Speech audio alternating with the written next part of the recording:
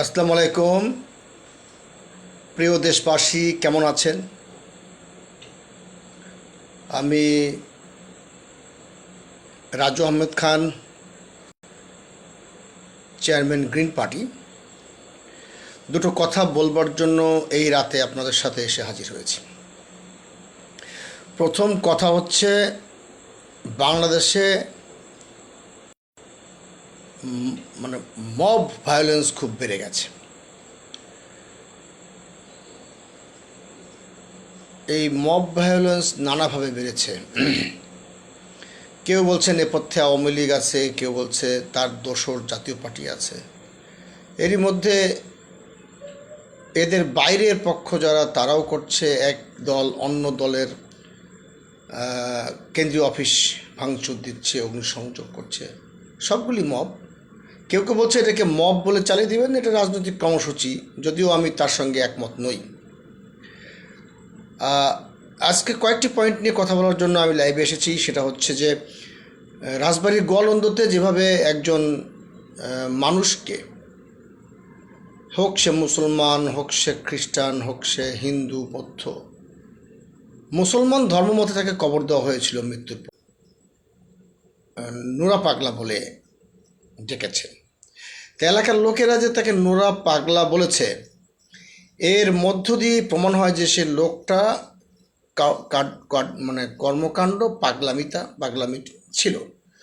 তাহলে তাকে কেন নোরা পাগলা বলা হবে? এই জন্য যদি একজন সুস্থ ব্যক্তিকে নোরা পাগলা বলা হয়, তাহলে তো সমাজ দায়ী থাকবে, তাই না? সমাজ দেখে শুনে বুঝে তার কর্মকাণ্ডকে নোরা পাগলা বলে তার নামকে সম্বোধন করেছে। সে নিজেকে ইমাম মাহাদি দাবি করেছে। এর সঙ্গে সত্যতার সিটি ফোটাও নেই, এ কথা সত্য। কিন্তু লোকটার তো জীবন অবসান হয়ে গেছে।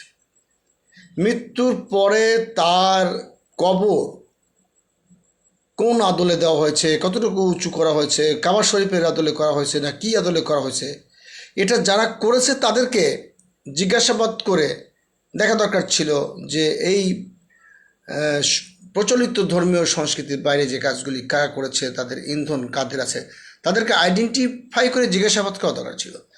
কিন্তু সেই কবর থেকে লাশ বের করে সে লাশ পুড়িয়ে দেওয়া হয়েছে। মারাত্মক কোনো অন্যায় কাজ করা হয়েছে। কেউ কেউ বলছে এদের জামাত ইসলাম ইন্ধন আছে, অন্য অন্য রাজনৈতিক দলের ইচ্ছা আছে, এলাকাবাসীর বিক্ষোভ আছে, সব ঠিক আছে। আপনি একটি বিক্ষোভকে, একটি অন্যায়কে থামিয়ে দেওয়ার জন্য আরেকটি অন্যায় করতে পারেন না। অর্থাৎ কিনা, একটি মানুষের লাশ কবর থেকে তুলে সেই লাশ পুড়িয়ে দেওয়া হয়েছে। কত বড় মারাত্মক অন্যায় কাজ করেছে। সমাজ সংঘবদ্ধভাবে এই কাজটি করেছে। যে কাজটি অভিযুক্ত করা হয়েছে নুরুল হকের বিরুদ্ধে, তাকে তো আগেই আপনারা রায় দিয়ে দিয়েছেন, তাকে নাম বলছেন নোরা পাগলা। তা আপনারা সর্বসম্মতিক্রমে তাকে পাগল বলে সম্বোধন করেছেন।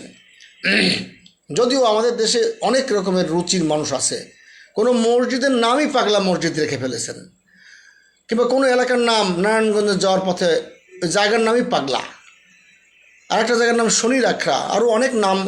মানে আমাদের রুচির অনেক নিন্দা মন্দ করা যেতে পারে, আমাদের রুচির অনেক অবক্ষয় ঘটেছে। কিন্তু সেই নোরা পাগলা যে তার কর্মকাণ্ডের মধ্যে পাগলামি ছিল, সে যে একটি মানে ইমাম মাহাদি নামে নিজেকে দাবি করেছে, তাহলে বুঝতে হবে তার কতখানি ভুল। আর আমাদের দেশের জনসংখ্যা, শিক্ষার হার অত্যন্ত কম, দারিদ্র্যের হার বেশি। সেই তুলনায় অনেক মানুষ শিক্ষার অভাবে তাকে ফলো করতে পারে। তার বেসিক আদর্শ কী ছিল, এটা আরও একটু গবেষণা করা দরকার ছিল। অথচ এই বিষয়গুলো বুঝতে হবে। এই তাকে যদি কেউ কোনো সম্মান করতে না পারে, সেজন্য তার কবর থেকে লাশ তুলে পুড়িয়ে ফেলার এই যে পদ্ধতি, এই পদ্ধতিটা অত্যন্ত নিন্দনীয়, অত্যন্ত কুরুচি সম্পন্ন হয়েছে। আরেকটি বিষয় আমি বলে আমি আমার মূল বক্তব্যে যাব। সেটা হচ্ছে যে এই জাতীয় পার্টির অফিসকে আবার ভাঙচুর অগ্নিসংযোগ করা হয়েছে, অভিযোগ আছে গণ অধিকারের বিরুদ্ধে। গণ অধিকারের সভাপতি নুরুল হক নূরকে বেধড়ক পিটিয়েছে, প্রশাসন পিটিয়েছে। তার প্রধান উপদেষ্টা বিদেশ নিয়ে চিকিৎসা করবার জন্য স্বাস্থ্য উপদেষ্টা মন্ত্রণালয়কে অবহিত করার পরও তাকে এখনও বিদেশে পাঠানো হচ্ছে না। তার দলের সাধারণ সম্পাদক বলেছে নুরুল হক নূরের শর্ট মেমোরি ফল করছে, মানে সে মনে করতে পারছে না। তার শরীরে এমনভাবে পাঠানো হয়েছে যে তার শরীরের রক্ত ঊর্ধ্বমুখী হয়ে মস্তিষ্কে আঘাত করেছে, সেখানে নার্ভ ছিঁড়ে গেছে, না রক্তক্ষরণ হবে কেন? সেটা হোক, কিন্তু সেই মস্তিষ্ক আগের মতো ঠিকঠাক থাকবে কিনা, সেখানে দ্রুত চিকিৎসা দরকার কিনা, সেটা যেমন দরকার বিদেশে পাঠিয়ে ট্রিটমেন্ট করতে হবে। অনুরূপ কানাডা ভিত্তিক একটি সংবাদ মাধ্যম নাগরিক টিভির সিইও প্রধান টিটো ভাই বলেছেন যে গণ অধিকার পরিষদের শক্তি এইভাবে ক্ষয় না করে অন্য রাজনৈতিক দলের অফিসকে ভেঙে না দিয়ে আপনারা সরকারকে চাপ সৃষ্টি করেন যাতে নুরুল হক নূরকে বিদেশে পাঠিয়ে উপযুক্ত চিকিৎসা ব্যবস্থাটা নিশ্চিত করা যায়। তো আমি সব মিলিয়ে দেখছি যে এখন আবার স্বরাষ্ট্র উপদেষ্টা বলছেন যে আইন শৃঙ্খলা পরিস্থিতি নিয়ন্ত্রণে নাই বা পরিস্থিতি খারাপ, এবং সেই সাথে পরিবেশ মন্ত্রীও বলেছে যে আইন শৃঙ্খলা পরিস্থিতি শক্তিশালী করা হবে।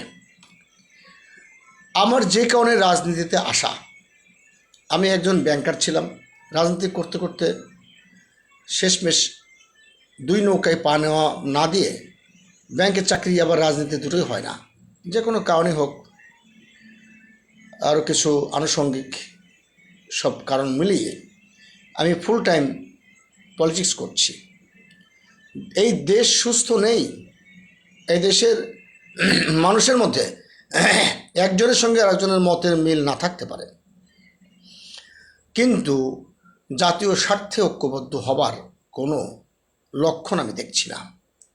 সে প্রধান উপদেষ্টা থেকে আরম্ভ করে একদম অপ্রধান যত আছে সবই তারা বৈষম্য করছে।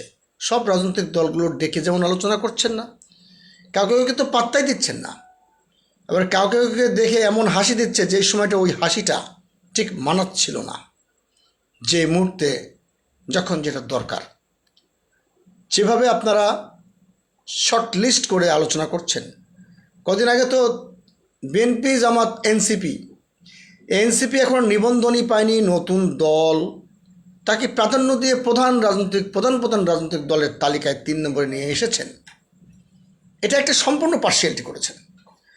গ্রিন পার্টি বাংলাদেশ অনেক বড় দল না, কিন্তু অনেক অনেক গরিব মানুষের সমর্থন ভালোবাসার দল, যেইগুলো ভালোবাসাগুলো প্যাকেটজাত করে আপনাদেরকে দেখানোর কোনো সুযোগ নেই যে এই দেখেন আমরা এত গরিব মানুষকে ভালোবাসি বা এত গরিব মানুষ আমাদের ভালোবাসে।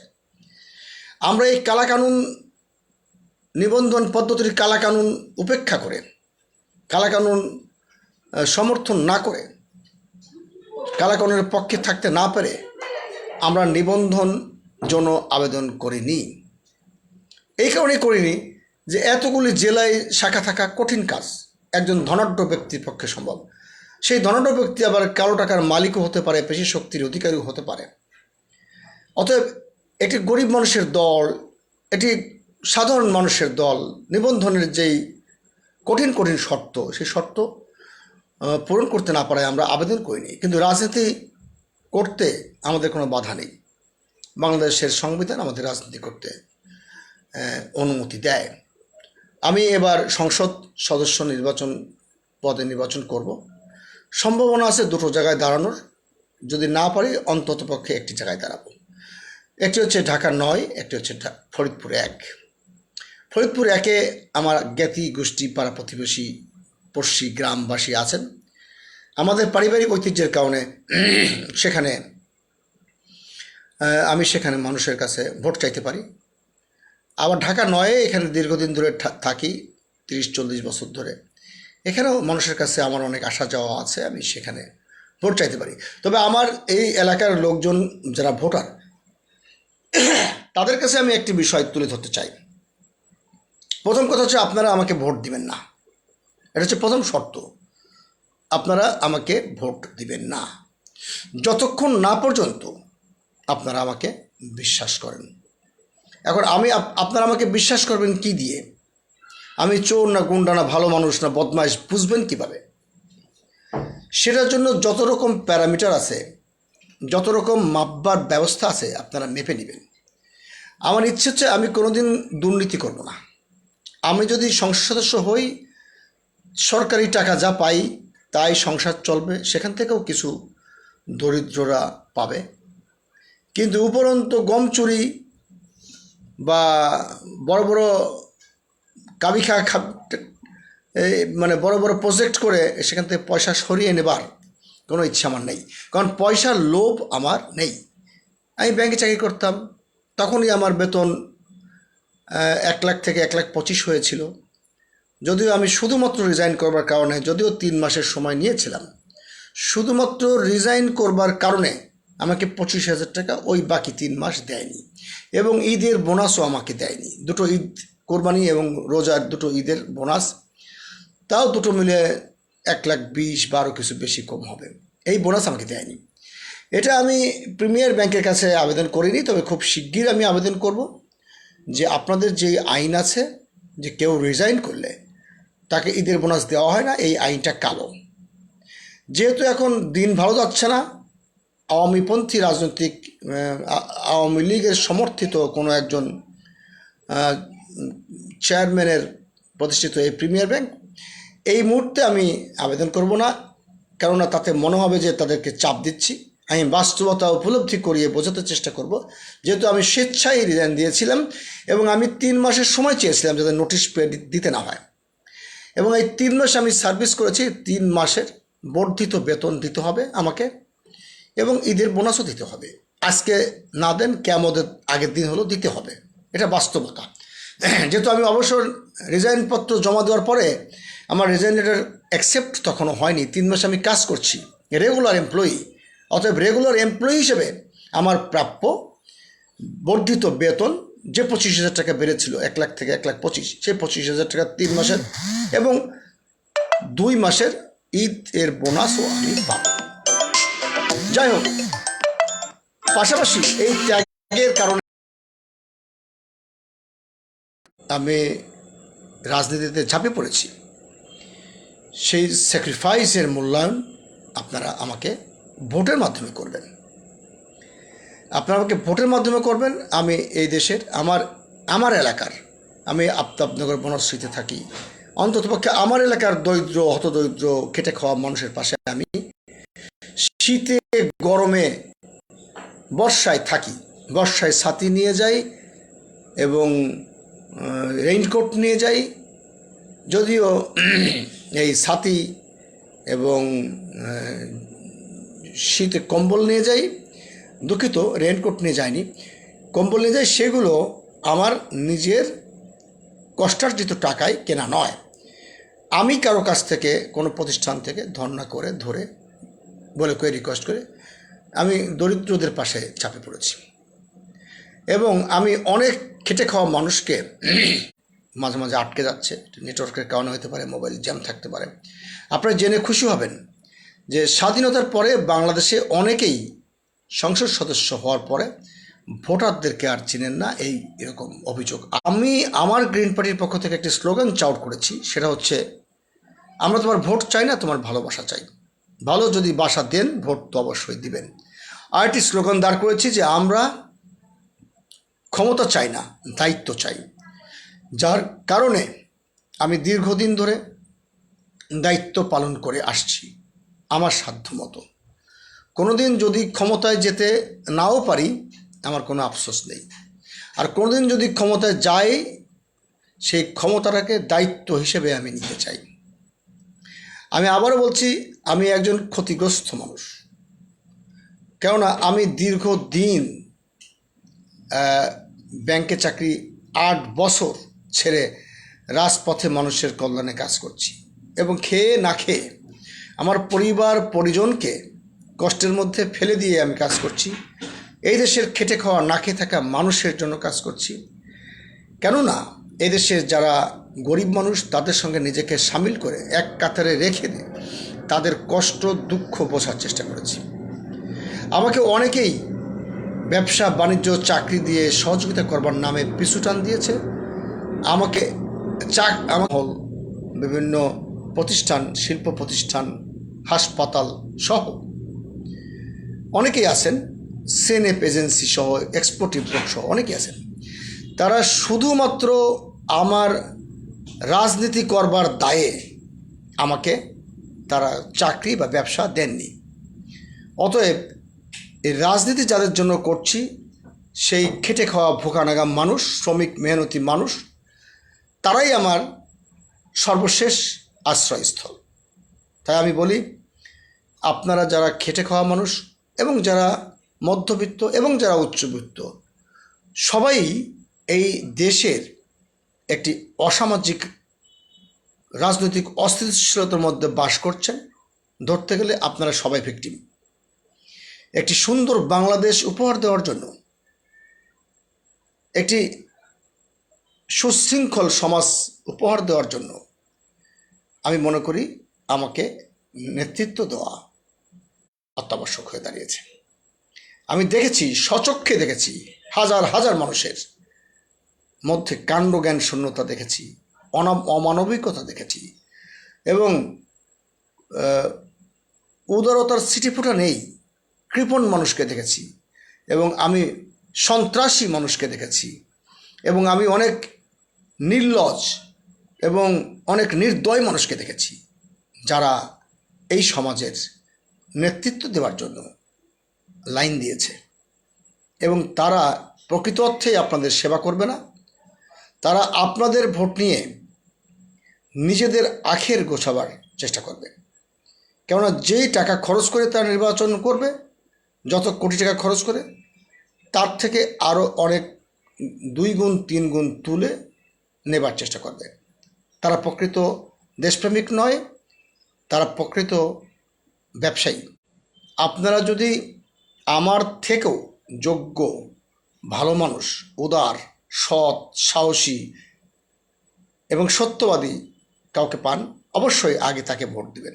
এটা কিন্তু আমি বারবারই বলছি। আমি কখনোই বলছি না যে আমাকে ভোট দিন। আপনি অবশ্যই দেখবেন, যাচাই বাছাই করে দেখবেন যে আমি কতটা সৎ। যদি আমার থেকে সৎ, আমার থেকে উদার, আমার থেকে সাহসী, আমার থেকে বিশ্বাসী এবং আমার থেকে সত্যবাদী, ক্ষমাশীল মানুষ আপনারা খুঁজে পান, আপনারা তাকে ভোট দিবেন। আমাকেও বলবেন তাকে ভোট দেওয়ার জন্য। আমি চেষ্টা করছি প্রতিনিয়তই একজন সৎ, আদর্শবান, সত্যবাদী এবং সাহসী জনগণের প্রতিনিধি হিসেবে, দেশপ্রেমিক হিসেবে নিজেকে গড়ে তোলবার জন্য চেষ্টা করি। আরেকটু সম্প্রসারণ করা দরকার, যে কারণে আমি আরও বেশি মহৎ হতে পারবো। আমি সেই চেষ্টা করছি। তো আপনারা যদি মনে করেন আমাকে পরীক্ষায় পাশ করাতে পারেন, অবশ্যই আমাকে ভোট দেবেন। আমি ঠিক ভোট চাচ্ছি এই মুহূর্তে তা না, সমর্থন চাচ্ছি আর কি। আমাকে সমর্থন করবেন আপনাদের সেবা করবার জন্য। এবং আমি একজন ক্ষতিগ্রস্ত ব্যাংকার। আমি হাজার হাজার ব্যাংকারের সঙ্গে কাজ করেছি, যেহেতু 4টা ব্যাংকে কাজ করেছি 21 বছর। অনেক মুখ আমি দেখেছি। সব শেষে হাতে গোনা 2-1 জন ছাড়া সবাই আমাকে একরকম ভুলে গেছে। কেন ভুলে গেছে? মানে আমাকে মনে রেখেছে ঠিকই, কিন্তু তারা আমাকে একটি বড় র্যাঙ্কে চাকরি করে ভালো বেতনের চাকরি ছেড়ে তুমি কী নাটক শুরু করেছো। ইভেন এই তালিকায় আমার পরিবার সহ আত্মীয়স্বজনও আছে, তারা আমাকে বারংবার ধিক্কার দেয়, তুমি এটা কী করেছো। কিন্তু আমি তাদেরকে প্রতিজ্ঞা করেছি, আমার পরিবারের কাছে, আমার আত্মীয় স্বজনের কাছে এবং আমার প্রতিবেশী এবং আমার সহকর্মীদেরকে বলেছি, প্রতিজ্ঞা করেছি, আমি আমার হারানো গৌরব ফেরত নিতে চাই। কিন্তু উচ্চাভিলাষ আমার মধ্যে বাসা বাঁধে না। আমার 2টি বাচ্চা, একজন স্ত্রী, তাদেরকে সুখে রাখার জন্য যতটুকু করার, বাকিটা আমি দেশের জন্য, দেশের মানুষের জন্য ব্যয় করব।